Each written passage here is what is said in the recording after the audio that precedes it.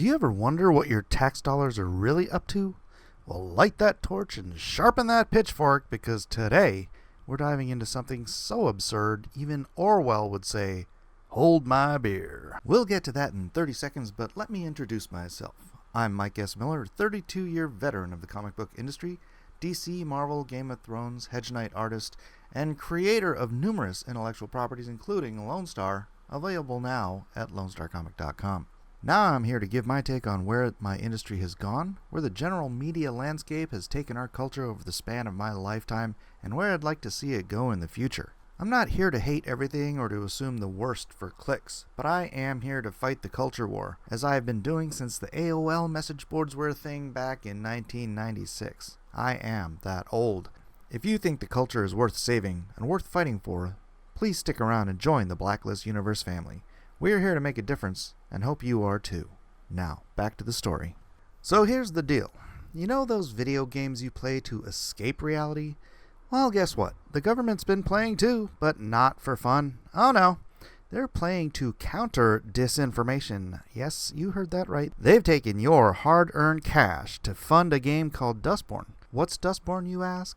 It's not just any game, it's a counter disinformation game. Really. Because apparently the best way to fight disinformation is with video games. Seriously, what kind of dystopian, authoritarian mind comes up with this stuff? The US government threw in $275,000 of your money so you could have the privilege of playing a game that teaches you, what? Not to believe in disinformation in a game? Because that's how you change the world, folks, through video games. And I'm not even kidding. Gaming is bigger business than movies these days. In 2022, the market was almost $350 billion, and it gets bigger every year. So why wouldn't propagandist globalists trying to shape the minds of the next generation to think how they want them to think be targeting video games as a method of mind control? Does it sound a little too tinfoil hat for you? Just hold that thought. I don't want to get too in the weeds here, but just listen to what's in the funding report, what the reason and purpose is. It couldn't be any more disturbing that our government is doing this stuff, although at this point, who could possibly be surprised? The document noted digital games have proven to be an effective tool in building cognitive resistance to disinformation across diverse environments and cultural contexts. The U.S. Embassy in The Hague is accepting proposals for the development of a digital game that incorporates active inoculation theory along with other digital media literacy education methods in a fun, interactive experience targeting global internet users ages 15 and up. Primary gameplay should simulate the experience of engaging in common disinformation and propaganda activities while educating the user on digital literacy applicable in the real world. Successful proposals will incorporate active inoculation theory and address current disinformation and propaganda tactics. The delivered product should be modular, scalable, and expandable so that later iterations could address additional problem sets such as violent extremism and health misinformation. The game will be piloted simultaneously with players in the United Kingdom and the Netherlands, and lessons learned from these pilots will inform the final version of the game intended ultimately for global audiences. The globalists don't even hide it. It appears the game was indeed funded as a number of congressmen, including Michael T. McCall, the chairman of the House Foreign Affairs Committee, Brian Mast, Christopher H. Smith, Darrell Issa, Maria Elvira Salazar, Keith Self, Corey Mills, and Ken Buck sent a letter to Secretary of State Anthony Blinken regarding the game and other issues related to the Global Engagement Center. Congressman wrote, "The GEC continues to stray from its founding mission through its subsidized censorship of free speech and disfavored opinions, particularly by establishing conservative media and individuals through grants, partnerships, and awards to entities including the Global Disinformation Index, the Institute for Strategic Dialogue, and the Atlantic Council Digital Forensics Research Lab, and Moonshot CVE. The GEC also appears to take the official position that populism, whether at home or abroad, is an affront to democracy and the First Amendment rights of all Americans."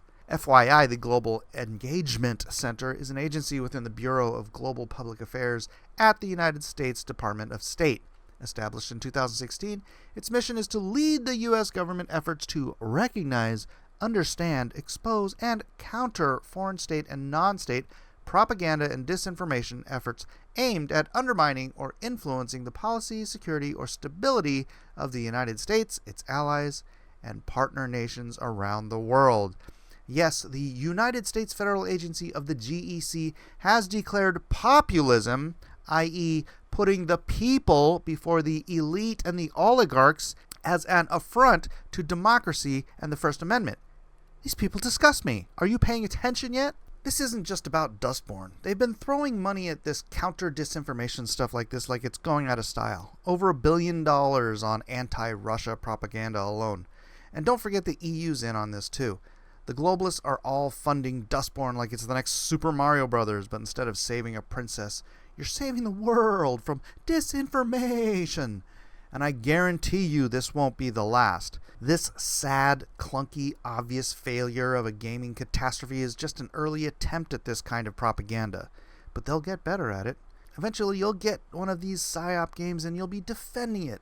Sure, they're brainwashing our kids, but hey, the gameplay is really, really good. Oh wait, they've already been doing that with Overwatch. Or has no one noticed that the biggest game of the last decade has inundated our kids with gay propaganda? No? Oh, well carry on then.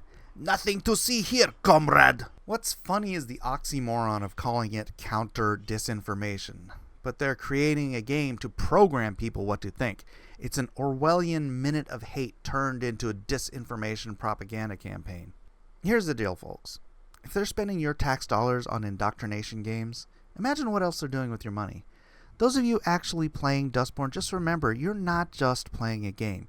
You're part of a grand experiment in the brainwashing strategy. To do what? Keep you from believing what's right in front of your eyes. To continue to believe whatever the government-controlled mainstream media wants you to believe. Remember what they told us during the lockdowns? That doing your own research somehow meant you were the one being lied to. The truth never fears the lie. The lie always fears the truth and will do whatever it has to in order to keep people from finding out the truth, even inoculating kids from thinking for themselves through video games. 1984 should have been called 2024. So keep your eyes open, your wallets closed, and remember, in the grand game of life, the government's always playing with your money. Thanks for watching, and if you've stuck around till the end of this video, please drop a comment so I know who in the audience has my back. Don't forget to hit that like button and subscribe if you haven't joined the Blacklist Universe community yet. Get notified for more truths you didn't ask for. And as much as I like ending these game-related videos with, "It's only game," this time, maybe it's more nefarious than that. Stay vigilant, my friends.